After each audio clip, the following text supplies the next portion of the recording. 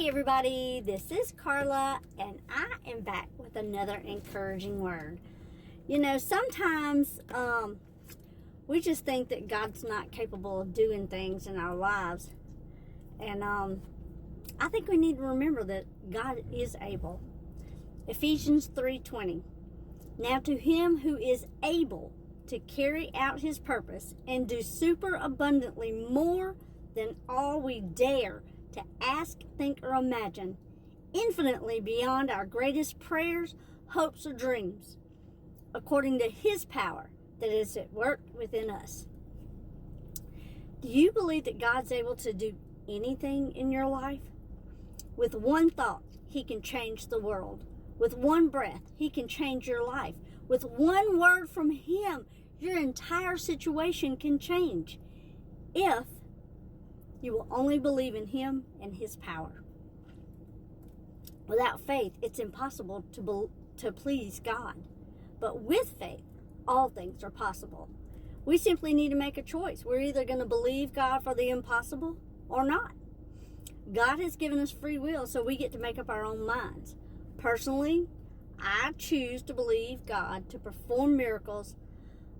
I've seen them before, and I believe that I'm going to see even more of them in the future. The key here is to believe in him and in his power and in his authority and in his ability to exceed our own expectations. Not one time have I prayed for something and gotten just that result. He always did more than I asked for.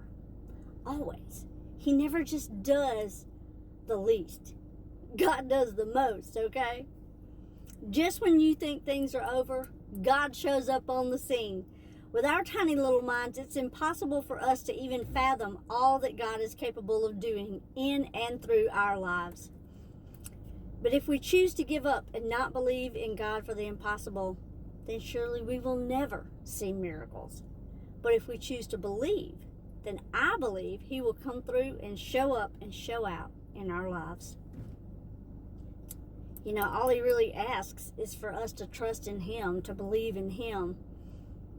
And sometimes I just don't really understand why it's so hard for us to believe in God for miracles. You know, we've seen them in our lives. And if you haven't seen them, you've probably read them in the Bible. I mean, Hebrews chapter 11 is all about faith. But all throughout the Bible, we saw miracles. I mean, he parted the Red Sea. He saved Daniel in the lion's den. Shadrach, Meshach, Abednego came out of the fire. They didn't even smell like smoke, you know. They were not touched by the fire. The furnace was heated 7 times stronger, hotter than before.